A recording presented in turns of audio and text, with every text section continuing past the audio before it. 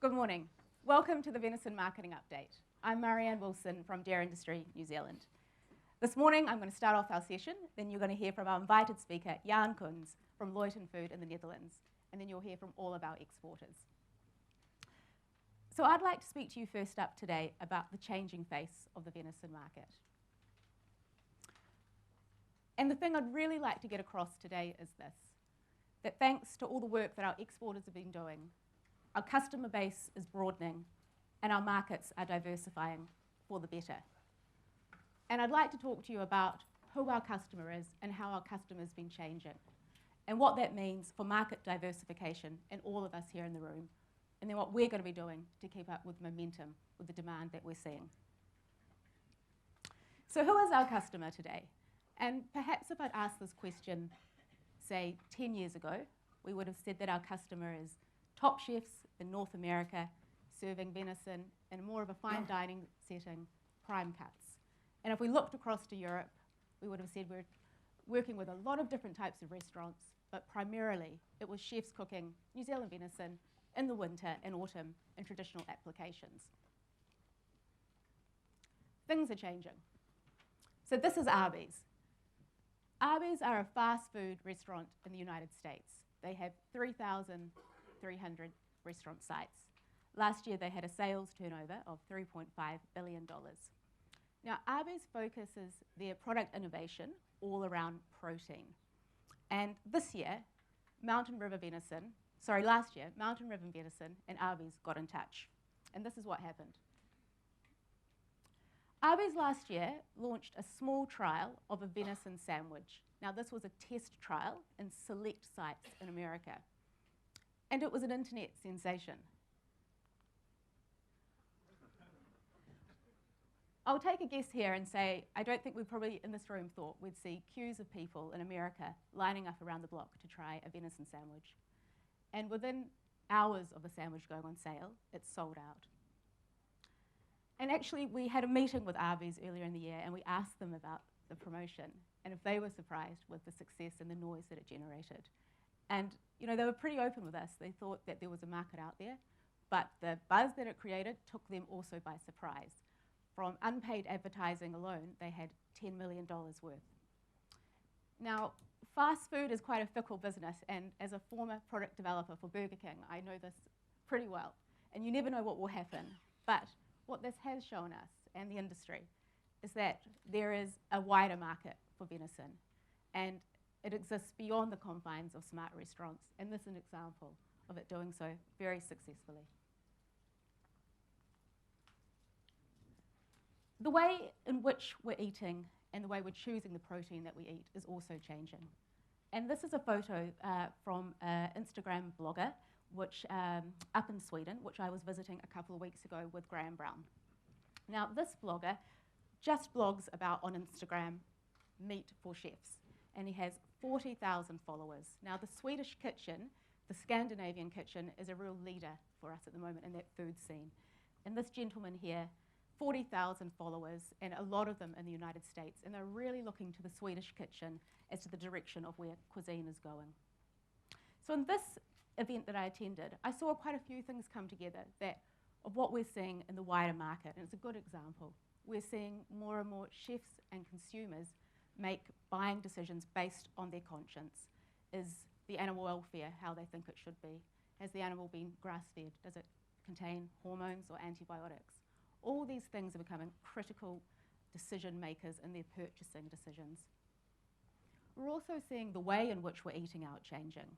So fine dining is still really, really important, but we're seeing growth in other areas. So that casual side of dining out, premium casual, is really growing. People are eating out more, and that sharing is becoming more and more popular, or having small plates. And this kind of change in style of dining is also working well for New Zealand venison. It's an easy way to get trial and get people to try it in a very non-risky way. So these types of things, the way we're choosing our meat is certainly changing, and how we're eating is certainly changing. And all these things are actually really playing well into the New Zealand venison story. When we're eating venison is also beginning to change in Europe. And I want to talk to you now about the Savannah to the Benelux trial. And this is a trial which is part of the P2P program, and that's all of our exporters coming together to work on select market opportunities. So last year we were in year 2 of the trial, and we worked with Silverfern Farms, Alliance and First Light, and we sold 50 metric tonnes. And whilst it is a small amount, what was really encouraging for us was the commitment from our importers and from our exporters and in-market partners to continue on with the trial. We're also beginning to see chefs and customers slowly change their attitudes and get a different mindset around eating venison in summer.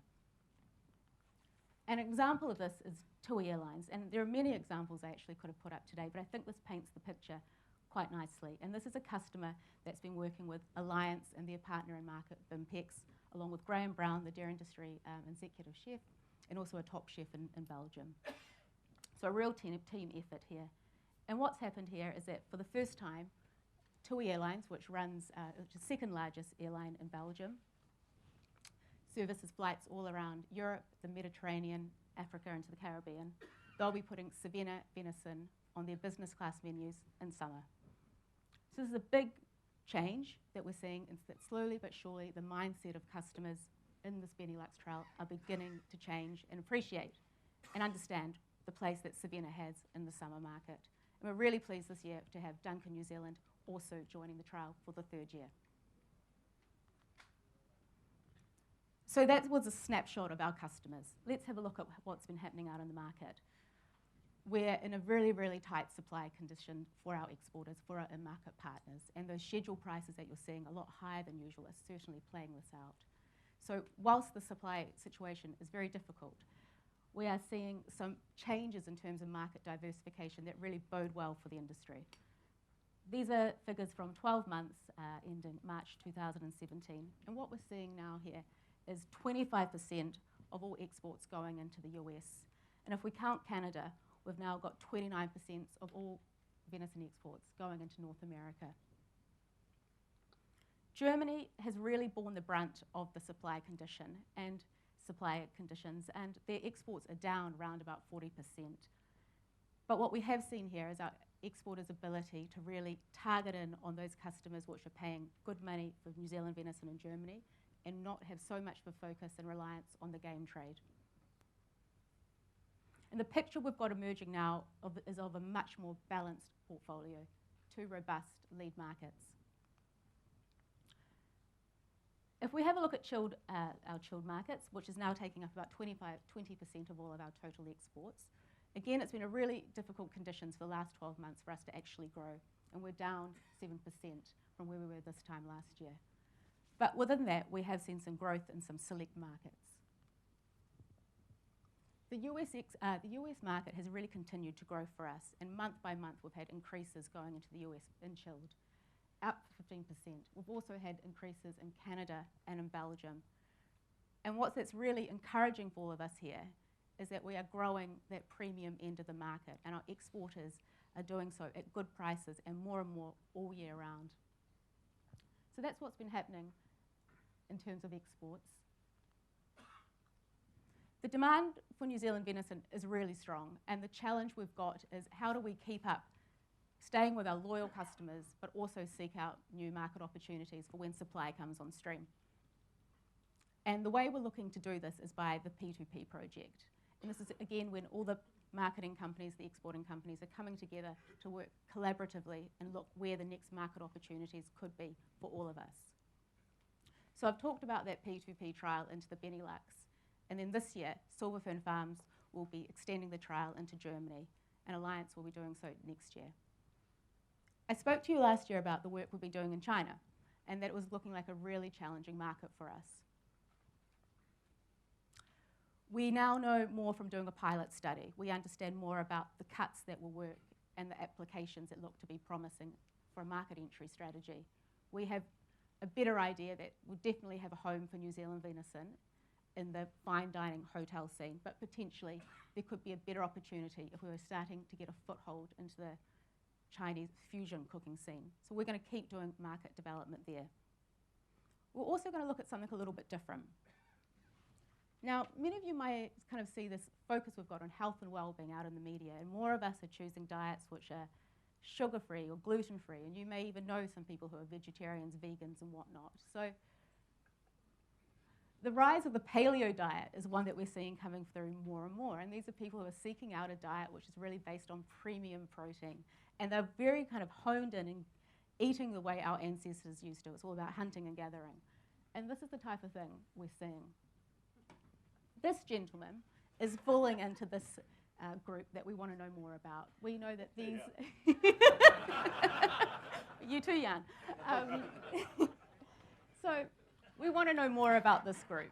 What motivates them? We know they're very results focused, and we know that they will pay good money for what they want to do to get their results. And protein plays a big part for this group. This article here was sent to me by a US distributor, and it's not the usual article I get in my inbox, but it was interesting nonetheless. And we think with our niche industry, and with this potentially could be niche or even larger category, there is certainly a role for New Zealand venison, and we want to learn more about what we can do here to target this market. So that project's the next cab off the rank in terms of the P2P. So kind of P2P aside from a DINS perspective, we're still continuing our chef support program. Chef Graham Brown, looking after many of our markets, and also Shannon Campbell, who's a Kiwi-based chef based up in Berlin, who's doing more and more for our European customers on a more day-to-day basis. We've also got Nigel Morris based up in LA, working alongside our US and market partners, really supporting that growth that we're seeing. So, to summarise, we've seen some changes in our customer, which are looking really good for the industry. We're seeing our markets diversify, and you've also had an idea of the types of things we're looking to now start doing to keep up with that demand that we're seeing coming our way. So I'm really pleased now to hand over to our invited speaker, Jan Koens from Loyalton Foods. Now, Jan has been importing New Zealand venison for almost 30 years, and we're really delighted to have him here. And Jan is working with Sharon Angus and the team from Silverfern Farms on introducing Savena to the Benelux. So thanks and welcome, Jan and Sharon. Thank you.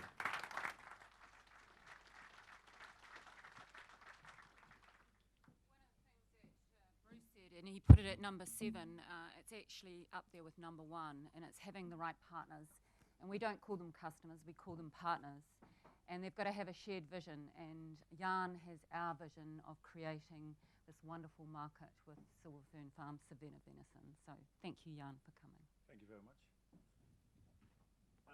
Thank you for having me. And in the 20 years of traveling to New Zealand, it's unluckily my first time in Wellington. And yesterday evening I learned it's a good day in Wellington. So, it's all positive. Thanks to all the speakers, the minister, Bruce, and yeah, I tried to do better, but that's a hard one. But I feel a very positive atmosphere, and that always helps. Life is difficult for farmers, for importers, for everybody. But yeah, problems we don't have, we have challenges. We are a family company. We started with nothing. Granddad Luiten started with a bicycle, door to door. No money, nothing. So, yeah, are we complaining about problems? Passion. That is what is our drive. Products with a story. That is our assortment. Telling the story and everything what is difficult, that is our USP. But yeah, try to keep up and yeah, never stop investing as we did. And that's all nice, but on the end, it's a team effort. I have made a small movie about the company because I can tell hours about our company. But I made a small movie about our company, and there you see a lot of people in the movie. Because for us, it's very important to, yeah, the team effort. We are importing over more than 40 countries worldwide now. We're serving 33 countries in Europe and also outside Europe. And we have 4,000 articles daily, and all products with a story. And yeah, as Bruce said, just do it. We thought we make the assortment more complete, and we included products without a story, commodity products, because we thought that makes the assortment complete, and there is really no argument for the customer to say no to us. But after 3 years, we found out nothing for us. commodity products, products without a story, no way. So we went back to basic, and again, the assortment is wide, and all products with a story. But the best thing is that if you make people enthusiastic, you need to deliver. And that's the key thing, especially in Europe. A day after, they want your product. And that's why we did the investment, 2016. We built a brand new company between the old buildings. This is step one, and hopefully if we grow like this, we do it again. And yeah, we try to be ready for the future, because food is hot, as they say, good food. Europe is picking up, economy is going better. I hear your problems, but I can assure you that we have also a few problems in Europe. But that's why we say challenges, immigrate, you name it. We have a list so big that if your problems are next to that, you think, are these problems? But we survive. And luckily the crisis is also behind us. Economy is going well. An eye for quality is back. So we see brands picking up, good sales, and products with a story, that's future. And luckily we have some experience. As I said, we exist 78 years. We are the third generation. I'm not a Luiten, but I'm together with Leonard Luiten, third generation. And this is the movie we made 3 weeks ago.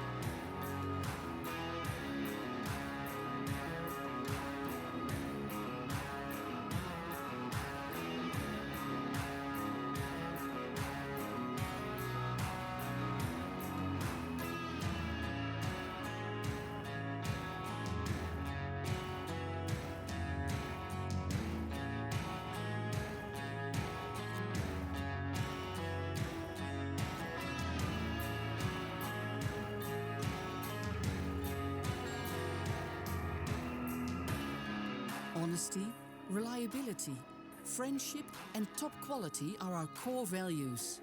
Luiten Food, your partner in supply.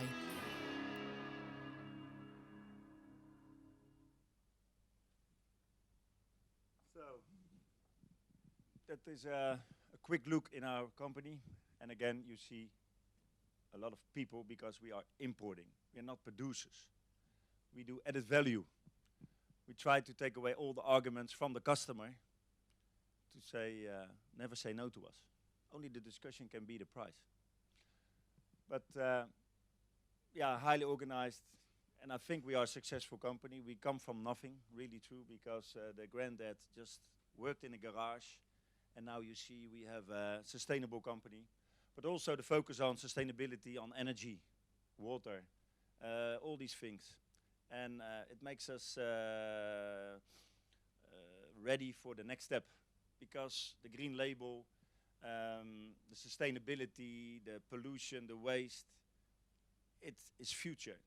And I just heard a discussion about water, and it's a good discussion, because we cannot say we are always doing it like this. No, changes. The world is so dynamic that we need to follow and deliver. And that means investing. Yesterday evening I met a very interesting man who had a farm, and he says, yeah, I need to build fences now. And it's an investment because of the water. It's a plan. And if you all do it, you set the new standard. And that's also what we try to do. And also, what you change here, also on sustainability and everything, it's a USP for us. If I can tell the story in Europe that you are responsible and investing in that, it's a USP that everybody's forgetting. Tell me, then I tell it to the customer in Europe, because you're so far away. But give me the USPs, what you're doing, and try to be a healthy industry. So modern communication also change. We cannot stand still. Printed marketing, printed flyers. Yeah, I'm 47, and my children say that I'm old-fashioned already. Social media, marketing by social media, it's the future. If you have a message, tell it, but make sure that it's true. Because if it is not 100% correct, yeah, then you get the negative publicity, and we don't want that. So, but we are thinking of also follow the market. I have young people in the team, and I give them space. As Bruce says, it's a different approach. I can say as a boss, you do this, that, but let them also think and make them responsible of new ideas. And luckily, I have a mixture of people. And I say, okay, the Savina project, how we are going to do it, 2017. And there were young guys who have good ideas, social media, bloggers, vloggers, and just try it. Yeah, and luckily I am the guy who has a long-term relationship with New Zealand. Farmers events, I did it together with Mr. Glenn Terrell. I have a long future with him. In the field, listen to people, communicate. As the Generation F, yeah, it's good, but also the values of normal communication, traffic between each other, listen to each other, go out to see yourself. I think that's a vulnerable thing, but we need to keep it also as an important USP from the producers to the customers and to the market. And luckily, our relationship with New Zealand is always open, transparent, and I met so much interesting people that I could tell the story in New Zealand. Go to the farmers, listen what they are experiences, and learn from each other. With Graham in the field, with Shannon in the field, people like it. And that's why the marketing, as we do now, and at least try things, the air freights, but also I go to the super yachts. There are people who want quality food. And there's no distance anymore, because logistics is easy from Europe, and communication is in a minute worldwide. So let's use it and tell the story from the farm. Now we have partners in the supply side as Silver Fern Farms, but we have also partners in the Benelux market. Sligro, a 2 billion food company, very strong, 36 stores. They go so fast that it's already 46. They have 2 depots in Belgium now also. Food service, catering, 7 days a week supply, from fresh seafood, vegetables, you name it, everything what a restaurant or a caterer needs, daily supply. Strong partner, but also a partner who can change things, so they can set a trend, a theme. That's why we do the 3 seasons venison. And they like it. And the growth, it's not a golden egg. I promise you that we have an explosion of chilled business. No, step by step, sustainable growth. And compared to years ago, that the old PPCS didn't have a marketing budget or very tight, that helps us, because we sold already chilled venison for 15 years, but small volumes and without marketing. But now, hand in hand with the supplier, we go into the market and say, this product is a sexy product. And that is good, because then you have the interest, and we build recipes, but based on the period of the year. We can go with a venison loin, whole loin, or a forecut steak. No, summer recipes, vloggers, bloggers who tell the story. So with them and others, we go out and book small successes. And that's the reality. Now with the shortage, rising prices, it is interesting what's going to happen. We need to work harder to tell the story, because we have a price argument against us. But quality, that's the discussion, not the price. And telling the story. And the more ingredients I have from the story, we can tell it. So these two girls just started in their kitchen for fun and film it and put it on Facebook. And now it's the largest vlogger of Holland. 600,000 followers a month. And you cannot believe what's happening. And that was an idea of a young colleague of mine, and he says, maybe that is something, just to send the message out. So we invite them, Elise, and healthy cooking, but just normal, nothing high-end or just for everybody available. And that's what they do. They make short movies, and they send it out to 600 followers. So we made them enthusiastic about venison. They didn't know anything about venison. So we give them chilled product, French rack, some top sides, and just try it in your kitchen. And they were blown away, they said. So they say, we are going to join you in the promotion. So we have an agreement from May till August. They're launching every 2 weeks something about Savina venison. So the idea was to have an inspirational Savina dinner at my new company. Shannon Campbell was there, and they had an idea to send it out and make a competition. Just come with a good idea or your reaction on venison, and we invite you to join the Savina dinner. So 5 times 2 tickets, and they were blown away by the reactions because 50,000 people react on this. So yeah, the old style printing, before we reached 50,000 people, and with a response directly, it's impossible. So for me, this is future. So we invite 10 lovely ladies, 12. And yes, please do. And first they want to introduce themselves to you. Hi New Zealand! We are Nina and Elise from Chicks Love Food, the biggest and most popular food blog from the Netherlands. Two chicks who love to cook. With our recipes we reach about 40,000 unique visitors a day, about 600,000 unique visitors a month. What we do is sharing easy, delicious, healthy recipes. Yes. With not that much ingredients, 5 or less, 6 or less. We also make cookbooks. There are 4 in stores, the 5th is in the making.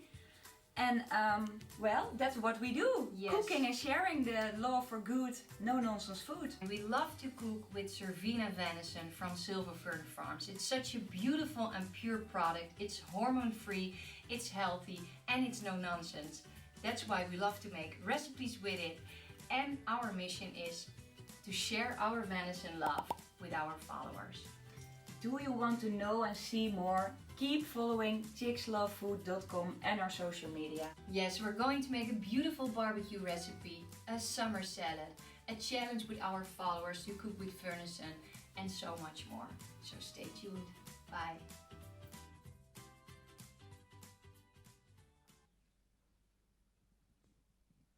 So can we stop a little bit?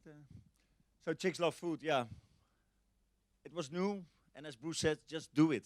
So I became so enthusiastic about these girls because they're passionate. And for them, it was new, venison, meat. And now they have the click with the product and the click with the story. So I think these girls are long-term there. And yeah, we have to go out with them, and you see the reactions. And it's, I think, Savina new style. And for me also, with this, to reach 50,000 consumers, I want to tell you something. There were 2 girls in the dinner, and I introduced myself, and I say, where you come from? They drove 2.5 hours. They're from the east of Holland, especially for this dinner. And they said, we didn't know what to expect, but we were blown away. It was so nice to do it together with Shannon Campbell. We did carpaccio, we did tartare. We had so much inspiration on the food. They say it was worthwhile. I said, do you stay here for a hotel? No, we drive back. So 5 hours for just a 2-hour dinner. And if we can reach these people, and they are making movies, they put it on Facebook, on Instagram, and it's like a marketing bomb you send out, but not just one shot. No, every 2 weeks we try to get into that marketing theme of social media. Then I met Jort Althuis. Now, talking about passion, this is a guy also who believed in be different. So without money, 5 years ago, he said, I'm so crazy about barbecuing. He has a girlfriend from the US, and he saw grain-fed beef, he saw big smokers and all fantastic cookers, as they say. And he says, I'm going to bring that over to Europe. And there's a new trend going on. Barbecue is trendy. With the economy up, people can spend, so the green egg. Barbecuing, if you see some shops, the choice you have on barbecues, but also linked to that, available good meat. And he's a guy who wrote a book about barbecuing, new style. He has a food truck. He goes to festivals. There's a rock festival. 50,000 people come there. And he had a stand. And he was blown away by the interest. And his product was not cheap. So he thought, this is future. So he built a man cave. And he's inviting guys to just have an evening of barbecue. With tomahawks, with venison racks, with everything. And good beer. But enjoying and sharing. And these people putting it on Facebook, Instagram, and he also. So we meet up, and he's also working for Sligro. So he does inspiration dinners. He goes out to chefs, and he's telling the story. And now he puts Savina in his assortment. And maybe a bit overdone, but in his heart, because he went nuts from venison. And next year he wants to be here. He wants to see the farm. He wants to feel it, because he hears my story, but he wants to see it himself. And what I did before we made the agreement to work together, I showed him the movie. I was asking the people of Silver Fern Farms, the farm itself, the animal is a USP. Why don't we make a movie of that? But yeah, then the word comes. Difficult, budget, and how do we do it? And luckily, we both were stubborn, Sharon and I, and it was there. So I showed him the movie, made with a drone. It's a beautiful, beautiful movie. And we don't say anything in the movie. And he saw the movie, and he says, when can I start? Because that USP suits me. I can tell that story also to 50,000 people who are on a rock festival, spending fortunes and want good food. And especially the accommodation he has.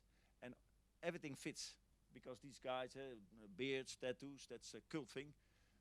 But it's an audience who's spending. So, and he is approaching these people. He's a leading barbecue caterer. He's world champion barbecue of Europe. And he's active everywhere. And his book is the #1 in the cooking books. And he's going to write a second one. And they are talking about now translating it into English. And his next book, he asked me to give him some inspiration. He asked me, can I go with you to New Zealand? So I think we need to do it. So and with him, that's a total other approach than the Chicks Love Food. Where we get, with Chicks Love Food, we go in the kitchen in their homes. And with Jort, we go to festivals, we go to caterers, we go to the barbecue addicted people. Because I'm, with him, I'm friends of a Facebook that is Smoke and Barbecue, 30,000 followers. So if we post this movie of venison, then you get response and interest. So I think that's the plan for the coming year, but also for next year. I think we need to increase this traffic on social media. But we need you, that it is all 100% guaranteed, that we don't make failures. Because, Generation F is nice. And Bruce, I was very inspired by you, but everything is positive. Nothing is negative. But if they found something negative, yeah, then we have a problem. So it's a team effort from the farmer, from the producer, from the importer. So I think it's not difficult, but it is a challenge, and I think there's future for deer, for sure. So also that, numbers, close to 5,000 friends, 830 followers every week. Instagram, Twitter, and he was on television with a group of chefs, grill masters. It was the most famous cooking competition in Holland. And they did also venison. Yeah, and we see this as a new step in marketing deer and Savina branded products.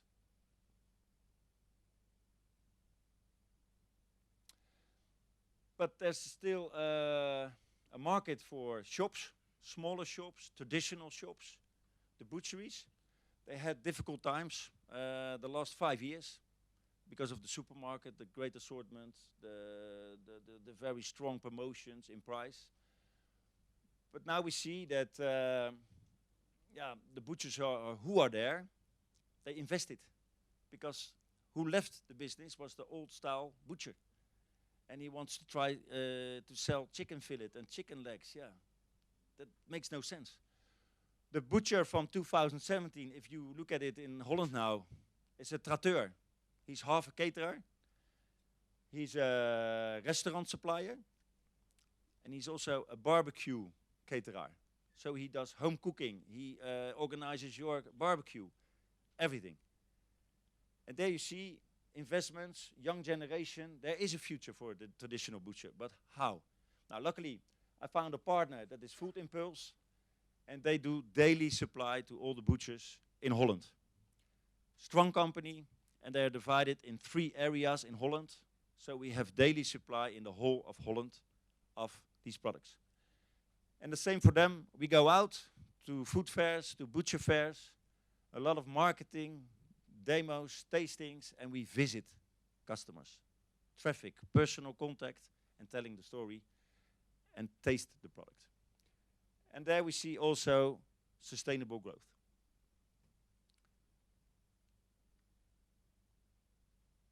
Now, Savina, I told you already, thanks to the 5 years ago, that there's marketing available. We work very closely with the team of Sharon, and there we see also that we improve every year. We learn every year. But with the marketing, you can easily tell the story, and the product is always available. As we have weekly shipments with lamb, with beef, with venison, we make sure that the product is there all year round. Yeah, the numbers, if we look at it as we do the total volume from Luiten venison, frozen and chilled, yeah, it's small. But yeah, 20 tons, it's not bad. And if we can grow sustainable and having good reactions like this, that's what we saw, I think I am positive for the future. Yeah, a lack of supply, high prices, but yeah, something what is good don't last long, so we have to watch out. And the high price has an influence on volume. So there we need to tell the story much better and focus on the story of the animal, focus on the product, and focus on the quality, and let the price go behind the story. We need to have interest in the product from quality customers and not a price discussion. So there's again a challenge to do that. Thank you very much.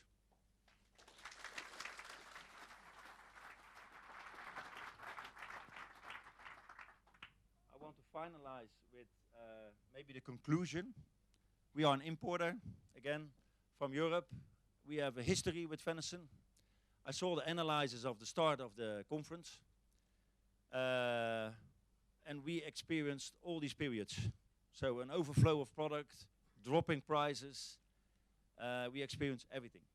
But if I look to the analysis of the DINs, I think we forget one thing. If you look at 7 years ago, also till now, you have to look at what was the world then and now. So the world 7 years ago, 8 years ago, there was a lot of stock in New Zealand or in Europe. And luckily, a lot of producers are producing on demand. And I think we are now in a period that we are there to keep it like that. US is growing strongly, and you ask me, I'm happy on that. Because if we have a balance between supply and delivering, yeah, we need the US and maybe also China, because spreading the risk of crashing markets or problems as we saw before. So I'm happy that there are other markets who can handle products from New Zealand.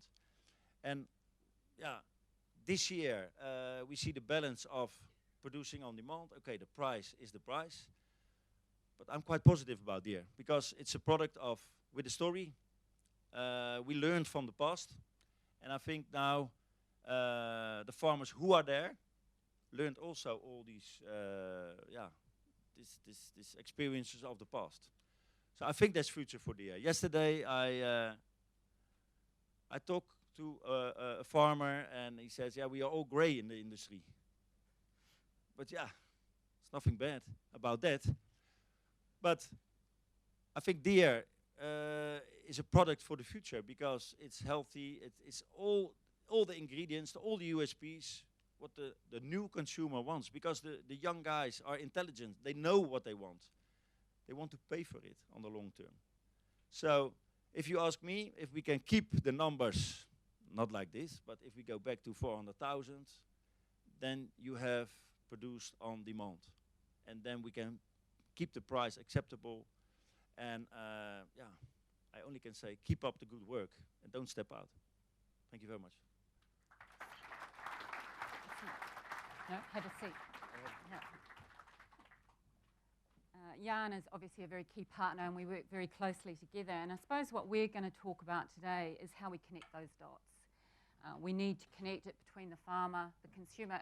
You can get lost in social media, and you can hear a lot about how people are targeting and get 50,000. You need to segment. You need to be going to the consumer that's going to buy your product and not waste on social media. So those segments that Jan was talking about, chicks, they are actually a very key segment for us. And the female farmer, the female consumer buys 70% of the decision-making process. But there's also another segment that Jan was talking about, which is called what we call a carnivore. And that's the person that really loves meat. So it's about being targeted and how we actually talk to those consumers. And as we said, it's at the moment when we're short on supply, it's not necessarily about the US or Germany or the Netherlands. It's where we can get the most money. And that's the strategy that we have, that we're looking at where is the medium, and if it's directly with the consumer or with food service. And there's 3 key areas for us, which is about New Zealand retail and how that's growing. And we also have German retail and then chilled Horeca. So they're the 3 key areas that we need to make sure that we continue to develop our mix and be very targeted with the consumer that we're talking to. A lot of people ask me, why do I do so much research? And I think what Bruce was sort of saying is that you have to listen. You have to understand your consumer, and I'm constantly looking to how we can connect with those segments that we want to target. The world of food is changing. It's changing very quickly, dramatically, and we need to keep up with it and keep moving. What doesn't change is how you create a brand.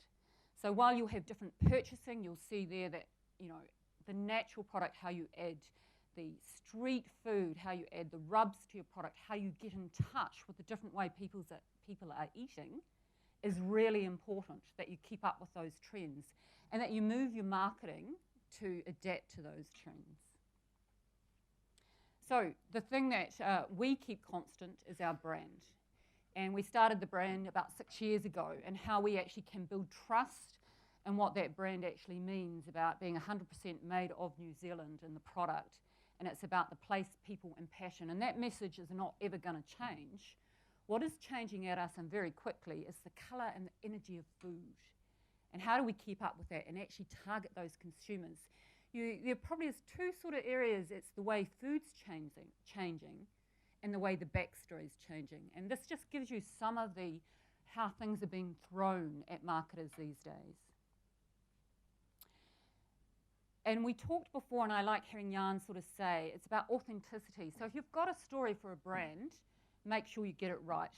Make sure you're true. And when we're talking about sustainability, or we're talking about GMOs, or we're talking about the backstory, it's got to be true, because consumers are looking for brands that have their values. And when we've talked to a German consumer, they're buying brands that their values match the same as the brands.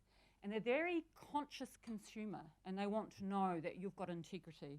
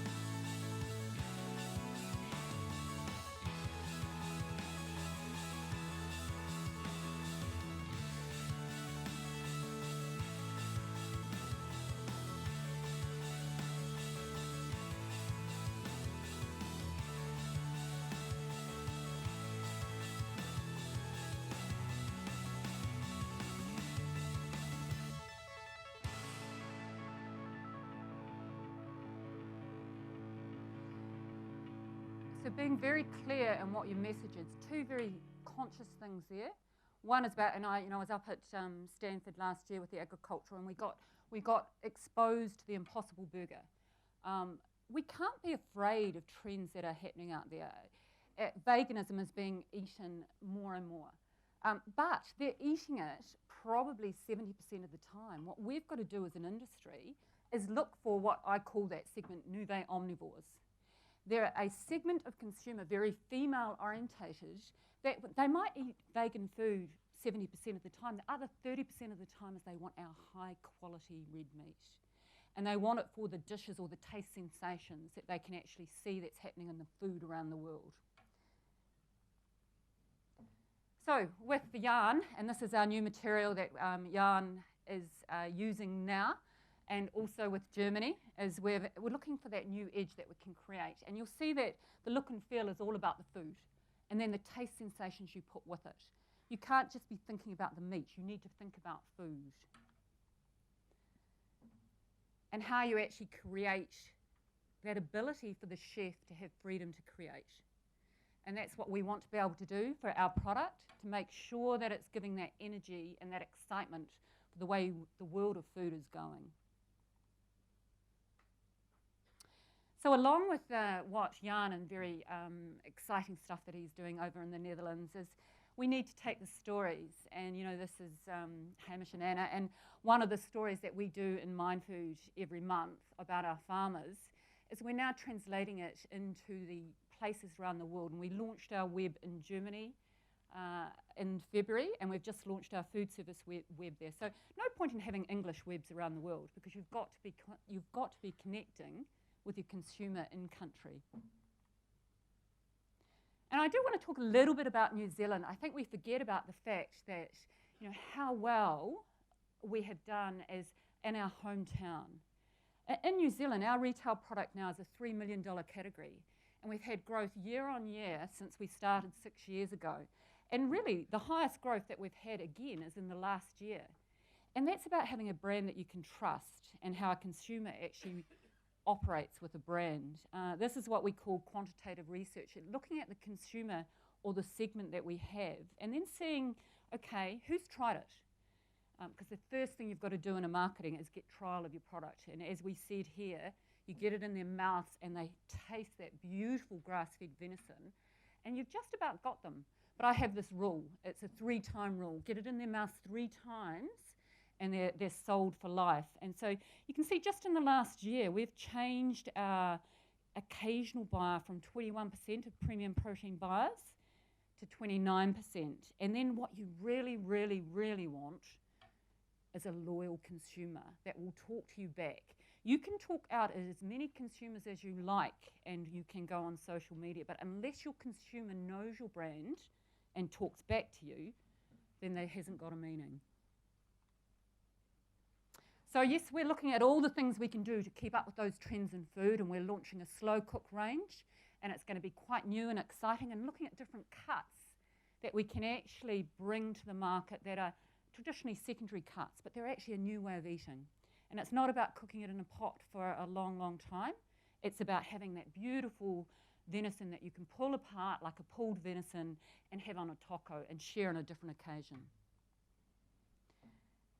So just to give you a feel, and I know we sort of talked yesterday when we had the steering group with the marketers about the fact that, you know, we don't have a lot of stock and we don't have it in winter. Unfortunately, the consumers don't really care. They want this, if they get loyal, they want it all year round. So that's something that we've got to work on as an industry together, and how we supply fewer but very targeted that we can get the value from long term. For us, you know, we look at winter in New Zealand and people want to eat differently. You know, we have an essence to a brand that it's about having the best eating experience for everyone to share. And that's what we want to do with food. So you can't just say you haven't got it in winter. In Germany, we're actually, with retail and with food service, we're going out to the consumer and the Horeca and talking to them of how they grill the product. So that's in the opposite season too. And of course, we're working with Jan here in the Netherlands. So as you saw in the research at the beginning, we've got to think differently. We've got to keep up with the times. The brand doesn't change, but the world of food really does change. And this is an article in our next Mind Food that we're not just doing farmer stories, we're talking to the consumer quite a lot as well. And it's about spicing up your life. I mean, in that research that we've just done in America, and they said bad meat is like sadness, we want to have the best meat. That we're going with the trend of goodness and the really good meat. And then how do you add that flavour and intensity to spice up your life? And I really encourage you, you're all here, I hope you're all going to the food show.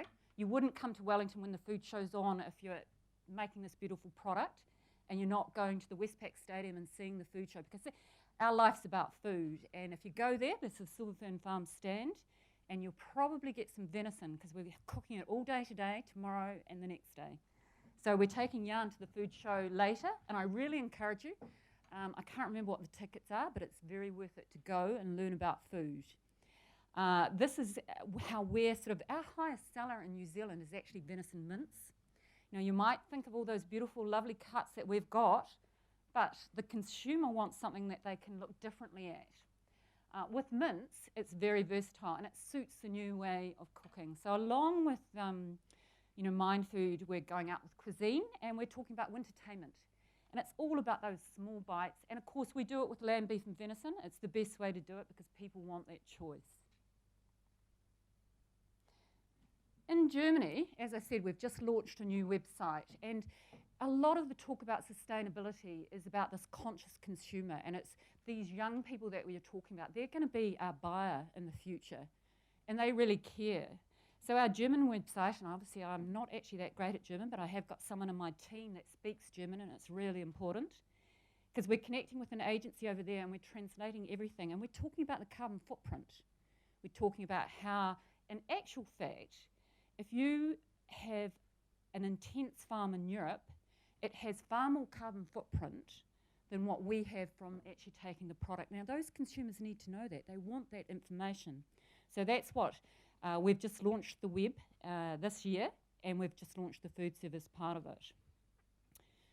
So getting that in consumers' mouth, it's a hard trail and it's hard work, but we've invested quite a lot in tastings in our retail product that we've launched in Germany. And it's a matter, I was over there a few weeks ago, and this lady that was slightly older, and she sort of, I was, being the New Zealander that was like, oh, aren't you going to buy this product? And she says, oh, it's really expensive. I says, eat it, taste it. And you can see some of the comments there. The deer does not taste like game, quite tender and delicious, but you've got to get it in their mouth. So for us, our marketing campaign is about getting digitally to the right consumer and about also tastings wherever we launch around the world. We've just, the thing is having that consistent message. So we've just paid for a campaign. You don't get social media free these days. That's got to 2 million impressions in a paid campaign to banners in Germany. So the key messages for us, and this is the banners that come up: grass-fed, lean and delicious, pasture-raised animal welfare. So that flashes on websites, and they talk about stalking these days. We are stalking our consumer, and you have to. We're only putting banners up because you can't afford to, and this industry can't afford to, in where they're looking. So we're finding out who our consumer is, and then we're talking to them directly. Taste the difference. So when we talk about bloggers, you actually buy bloggers. You don't just get bloggers. So what we did, what Jan was talking about doing with his chicks ladies, what we've done in Germany is actually find people that are interested in meat, that carnivore segment of the market. We've given them product. We actually talk to them about what story, and then they do it like it's not contrived. So that's what happens with bloggers. And then they share, and we're on Instagram, we're on Facebook, and everything else with our brand in Germany.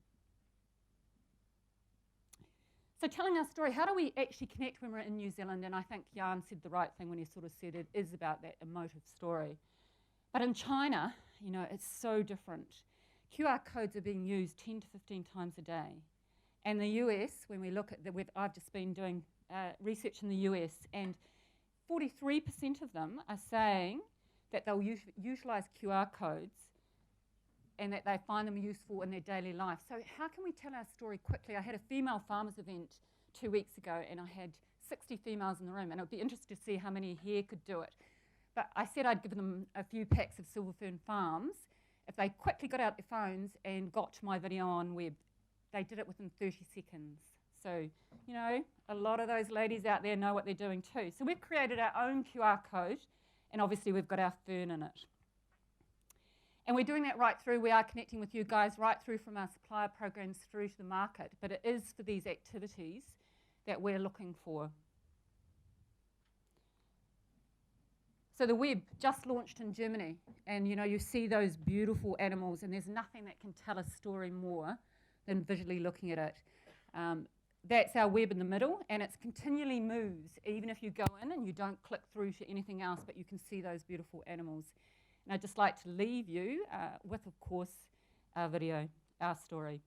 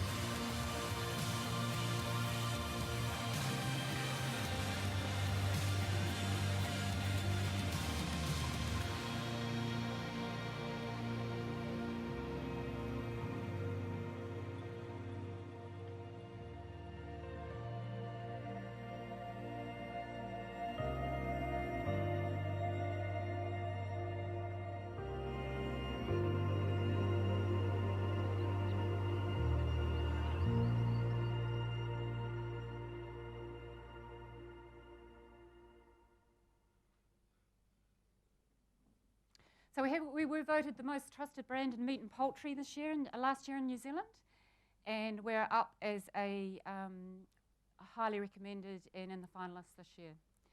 So this was a Facebook. We asked our consumers. We had hundreds of comments. We put an ad on TV this year that was the brand story, just a minute of sort of a version of that. And then we just sort of asked on Facebook, what do you think? And this was a comment back which I just love. Love that it shows how Kai brings people together, because that's what we want our essence of our brand to be, and helps them to bond in a really good way. And of course, New Zealand is so Aotearoa, which is so beautiful, which, you know, you go overseas and they just don't know about it. So we need to actually do that with our consumer over there. And of course, the hard work that goes into fresh produce from the plate to the pasture, it's amazing. So if you can get your consumer to actually say those things back to you, which is fundamentally the essence of your brand, then you start to make a difference. So thank you. And I believe you got an opportunity to ask Jan a few questions.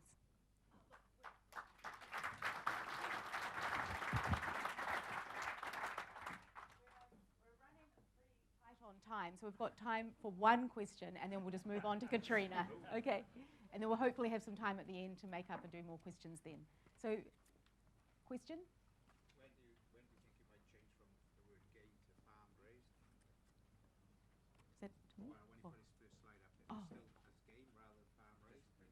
Oh, so Jan, the question was, when do you think we don't you use it so much hertenvlees, so the animal we speak about, and not on the sign of game. Okay. So the question was, when will you change the marketing from wild to farm raised? I hit game was on. Game? Yeah, now the word game, well, we're emphasising we're doing a good job of farm raised venison. I thought we were trying to get away from the word game because we went out of season. So, there was a fair bit of emphasis on the word game. In the last, okay. Quite enhanced. Okay. Jan, did you understand that question? Yeah. Yep. Okay. Thanks.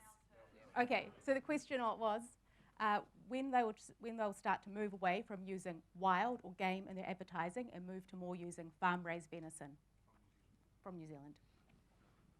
More and more we let go the word game.